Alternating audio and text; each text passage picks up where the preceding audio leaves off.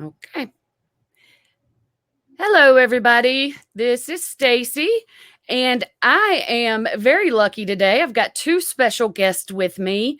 I know y'all are probably sick of every time you turn on the news, you hear something about COVID, but it is important. It's not over yet. It is a long ways from being over. It is a crisis that we're going to be facing for a while. And if you've wondered what you can do to help out, if you've been wanting to help out, if you have or haven't, there is a bunch of people that are helping out.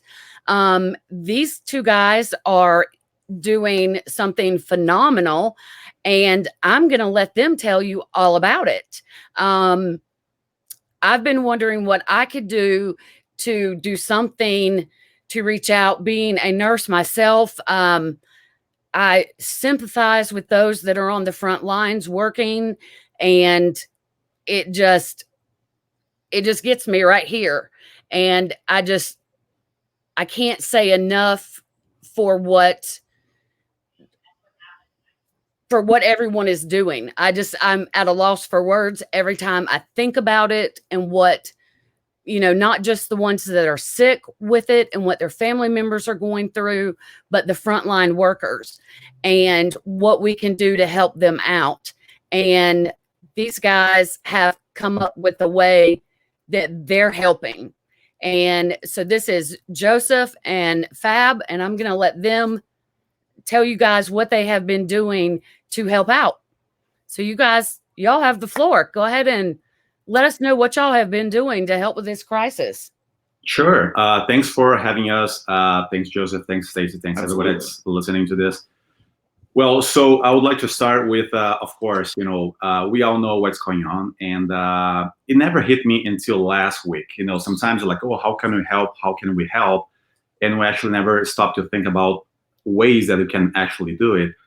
Last week, I was just home and I started realizing, wait a second, my wife's best friend's a nurse.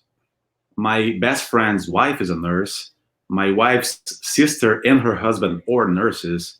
So I was like, wait a second, what can we actually do instead of just sitting at home thinking about it? Like, what can we actually physically do to just help people that are actually saving lives and are out there exposing themselves, putting their lives at risk? So I came in contact with a friend of mine that worked in China and has secured something very special that we were able to tap on, right, Joseph?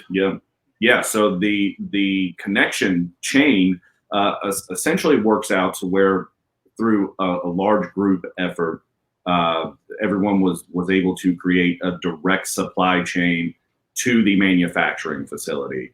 So that removed a lot of red tape. Very short order FDA approvals were put in place for the masks to be approved and shipped here. A super quick shipping time has been developed through your connections. So we're about 16 days from order to California of masks. It's kind of unheard of. It's awesome. That's super expedited. But besides all of that, the real intention is to get the mask here as quickly as possible and get them to the nurses, first responders, frontline people. There's just such a shortage. Right. The numbers that we're seeing are all over the place, so I don't want to say a number of shortage of mask and hand sanitizer, et cetera, but it's a mass number. So since everyone is so connected here in Boston, it's a way to really get product here quickly, get it in the nurses' hands.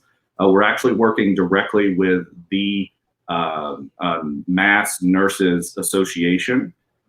We have a shipment going to Kearney Hospital in Dorchester. And then right now we're trying to work through the higher powers with the different nurses organizations and hospital directors to see how do we get the mask directly to the nurses instead of to a holding room or a supply room. So that's really the focus now. But this is all possible because of the supply chain that was set up.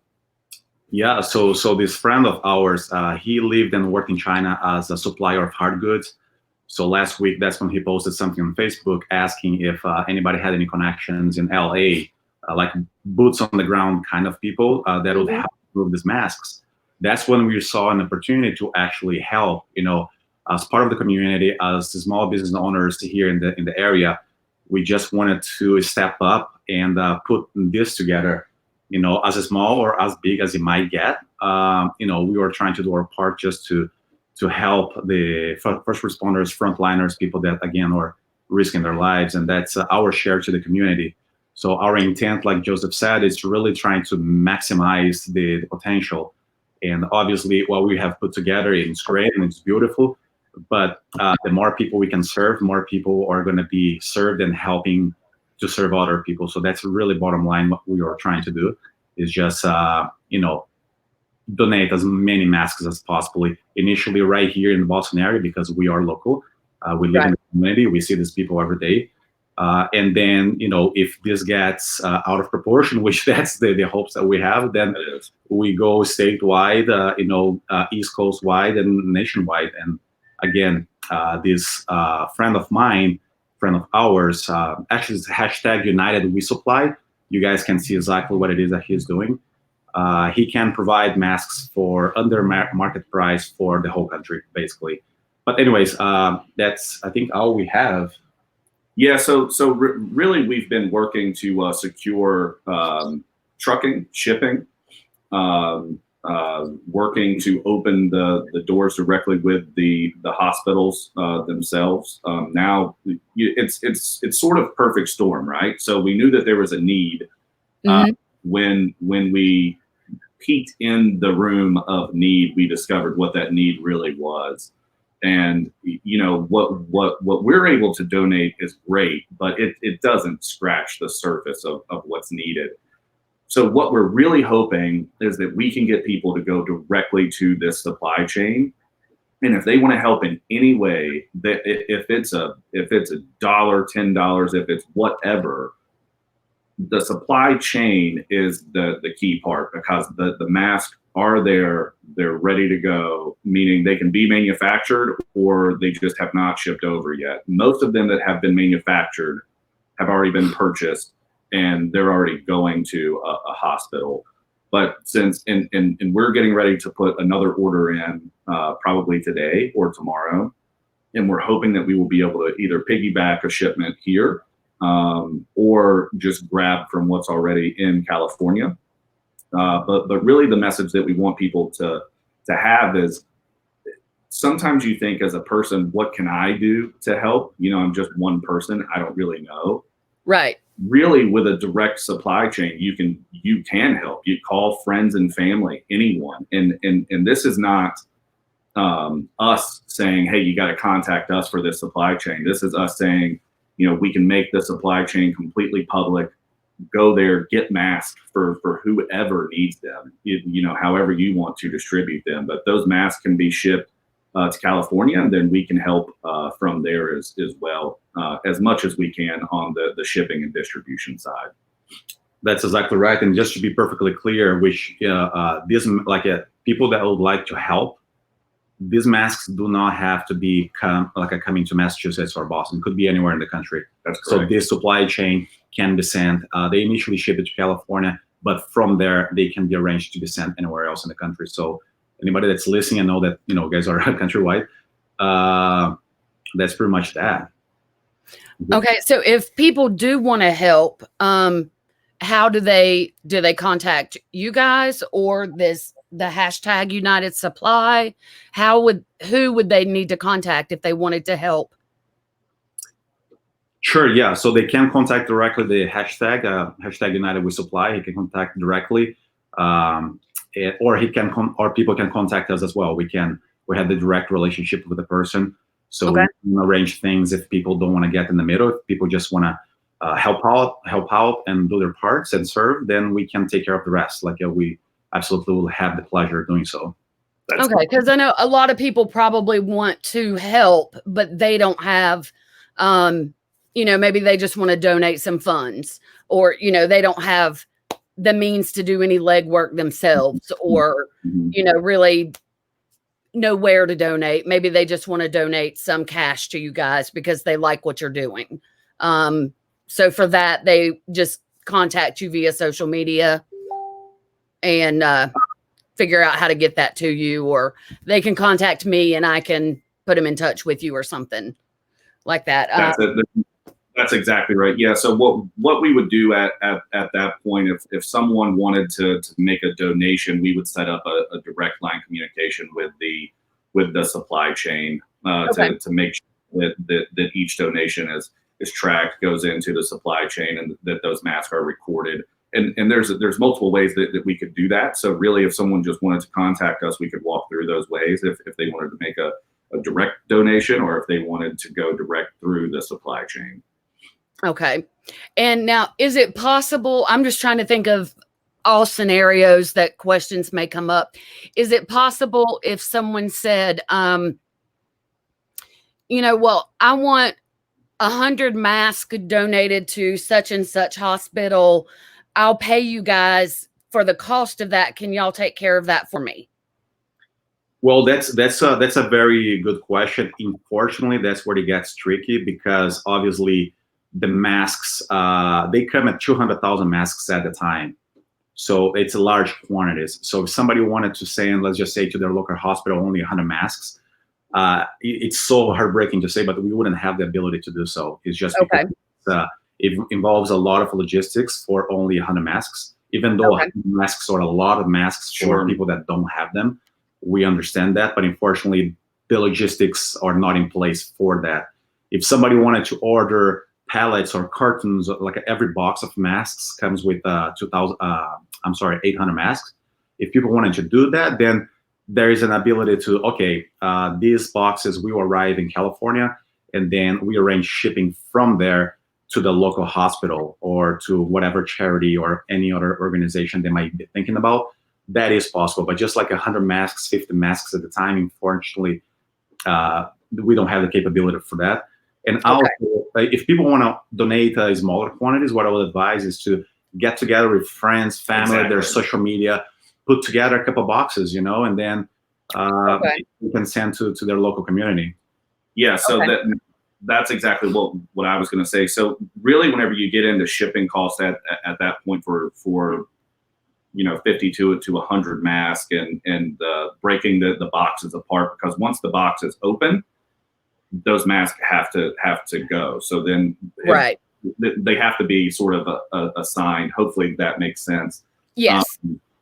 So it could be something to where a smaller fund was created to where it's we now have, sometimes boxes get damaged in shipping. So this isn't a guarantee, but sometimes boxes get damaged in shipping. So if something like that happened and it was available, then maybe we could say, okay, how would we work that out? But on a larger scale, the better plan is for sure 800 masks are pre-packed in each container. There's the camera. Hey, are pre-packaged in each one of the boxes. Mm-hmm. So if the box could be 800, then that box could be separated in a one shipment quantity. Makes sense. So one shipment quantity means here's the box, here's the destinations, go. Okay. So at minimum, if someone wanted to donate and designate a box to a certain somewhere, the minimum is 800. That is correct. Yes. Correct. Okay. I think that just keeps because the number of people that are contacting us now for masks and setting up the different hospitals and the associations and the unions, they really have us running all over the place, which again, we want to be running all over the place because it means that masks are going out. Yeah. I think that number really helps. And just to touch base, do you want to touch base on the sourcing cost of these masks and what people are looking at? Sure. So based on the research that we have done and that my friend has put together, and he is the supplier of the masks, most hospitals, at least in Massachusetts, they are paying about $3.50 per mask. He's being able to supply directly to California without shipment from California to anywhere else at $2.35 per mask. So that's like over $1 in savings. So that's really huge. Right. Yes. Right. So basically, roughly, we are talking about $1,900 per box. That's not the right math. I don't have the calculator in front of me, but that's kind of what it comes down to, about $1,900. Make it like a $2,000 per box shipped for 800 masks, give or take. Like again, you got to take in consideration like a shipping costs, but depending on where in the country you are, if UPS, FedEx, like those companies are backed up or they are not. So like it varies a little bit. It's kind of like a commodity these days. Yeah. Yeah. And just to put things into perspective, Stacy, just that's my last thought here. People listening that haven't done any research, they might think that a few masks, like a $25 donation or 10 masks donation doesn't amount to much. In Massachusetts alone, we have about 170,000 registered nurses. Mm-hmm. Of course, not all of them are working. But just imagine this for a second. If you have 100,000 nurses working per day, that's like at least one mask per day in Massachusetts alone. Right. So whatever mask people can help with, it's invaluable, really. Yeah. Yeah. It is. And that's really why we want to make this supply chain known as well, because it is there's just so many different ways that the supply chain can benefit. Absolutely. And so what we'll do is dig in on the shipping as well, and just say, is there any way that we could, or could we get friends and family to help with shipping aspects as well? Like if you take 2 hours there, then we'll be able to do this and that. But yeah, so I think biggest thing is we're right in the middle of it right now. Like this is where everything is starting to peak. We're on the rise. We're going to really start seeing the numbers come in. The numbers that have come out of New York are devastating. I know. It's so it really, one person is devastating. But I think where we are right now, the masks need to be here on the ground and people Absolutely access to them. So kind of big storyboard shot is big walkways, direct line to the manufacturing facility. So it removes all of the headache. 16-day delivery time. That is, unfortunately, it is 16 days. It could be shorter. 16 days makes us feel good. So it's 16 days out from each order. And that's going to put us right at the cap here. So a large quantity are sitting in the manufacturing or in California right now. Do you know the exact quantity that's sitting there now? 100,000? That's 120,000 masks. Yeah. 120,000 that have been shipped in that are sitting in California, and all of them are completely assigned. They're all already going to hospitals. If we're going to make some personal deliveries here, that we have, just to make sure that everyone understands how they're going to get the next mask in. So, yeah. Now, do y'all have your logistics in place as far as getting the mask delivered? Absolutely. Okay. Yeah. So it's a drop ship facility. So the mask would go into California, and then from California they can be drop shipped anywhere. So the reason why we talk about quantities and shipping is because we want to make sure that the mask all of a sudden don't become 35 cents for a carton, the individual carton. So a box would be a few dollars to start shipping at that point, because then it changes the entire conversation. We want to be able to buy masks, not pay for shipping. We're trying to do larger drop ships directly to facilities. Now that doesn't mean that we couldn't work something else out, or maybe that there is another option. So we'll just start brainstorming on that. We can update you, later today if we think, hey, we came up with this, and maybe it's just something you could just put out there. Yeah. Y'all keep me updated, and I'll keep putting information out there. And I'm going to brainstorm on my end and see if I can't get together some sort of fundraiser, something. I don't know. I'm going to do some brainstorming and get some sort of fundraiser going to help you guys out as far as that goes, because it sounds like to me that that's going to be the best way to help you guys out to get these masks out and get them delivered. Because I see the need. I know that the need is out there. And like you said, not just in the Boston area, but everywhere. My son works in a grocery store, and they won't supply them with masks because there's not enough. Exactly. And that's sad that my 18-year-old son that, does this as his, school part-time job, every time he goes into work, he's risking bringing that home to me or catching it himself first and foremost, but bringing it home to me. And because they can't afford to give them masks. It's not that they can't afford to, it's the availability. That's exactly right. Because the nurses and the doctors, the hospitals need them first. And I get that. But they should be readily available for everybody. Absolutely. And so and one very important thing that because we've heard this come back a few times that people are not thinking about is people are hearing the word China. Oh, well, you're getting masks from China. Hold on, why are you not getting masks from here, from US manufacturers? Here's the actual truth. 98% of all of the life-saving equipment that we're talking about right now, shields, masks, gloves, all of that stuff has been manufactured in China for years and years and years. So this is nothing that we, created this new special mask. It's manufactured in China. So people definitely need to understand that. Yeah.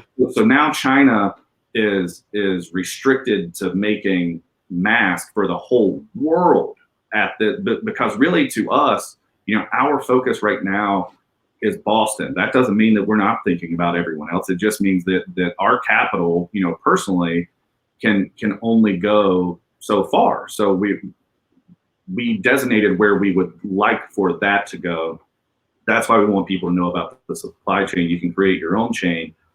It's very important for people to understand that this is the supply chain is not new to China, that China has manufactured most of this product in the past. But now these manufacturing facilities are manufacturing masks for the entire world where it wasn't really needed before. So this particular supply chain has the ability to make orders at 100,000 masks every week. So 100,000 every week can be ordered. It's there, it's available. That sounds like a lot of masks, but again, when you think about it, it really isn't for what's needed.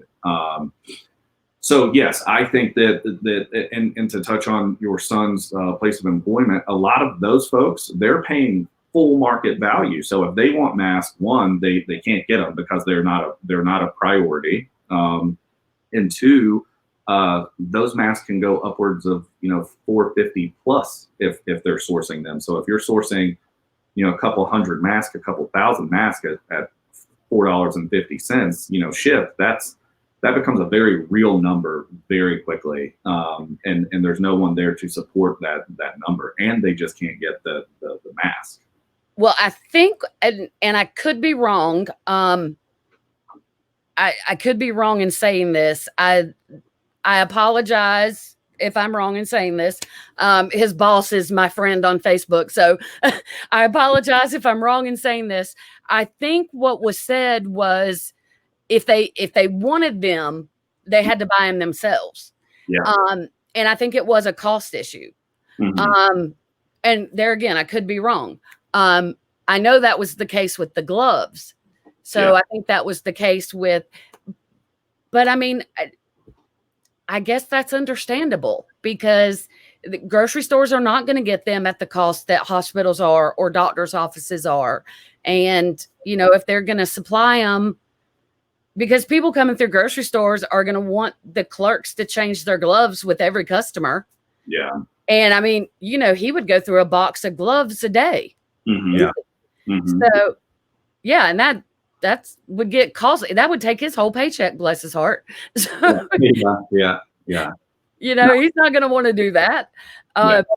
But yeah, it's crazy how it's working with the gloves and the mask and just simple things that I know me as a nurse, I took for granted before that would just always be there. It Mm. was just a supply that would always be there. And now it's something that, the nurses are just praying will be there. Exactly. And there's so many people that are pitching in, especially here. Well, not especially here, everywhere. Yeah. But what we're seeing here from just donating snacks and basic things and Yeah. all of those little steps are really helping. But our goal is to make sure that we do not see any more photos of nurses wearing a scarf or not having a mask, because it's unacceptable, really. So Yeah. yeah. The makeshift masks are cute, yeah, but they're not effective. They don't do their job. they're basically. they're great if you're walking your dog outside, and honestly you got to do whatever you got to do, right? So if that's Right. what you have, then that's what you have. But a medical professional that's really putting their life in danger should have a mask, period. So that's our goal is to make sure that happens. Absolutely. Absolutely. Well, we will continue, and it's crazy that your post is the one that I saw, of all of social media. And that says a lot for you and how you're trying to, put out there what y'all are doing. That I came across your post and not someone in North Carolina or even, somewhere closer to North Carolina than Boston is. But that's okay. I have family from up there, so I don't mind. Yeah. But we're all in this together. We are. It doesn't matter what county we're from or what state we're from. We're all in this together. It affects us all. And that's why I just felt the need to reach out to you when I saw this. And, as a nurse, it's important to me. And anything I can do to help get the word out of what you guys are doing, I think it's important. I think it's great what you guys are doing. We'll definitely stay in touch. Any new developments, I'll be glad to spread the word, and hopefully y'all just have some donations pour in. And again, what you guys are doing is phenomenal. I thank you for it. I know the hospitals that y'all are helping are so grateful. It's just wonderful what y'all are doing, and I thank you for it.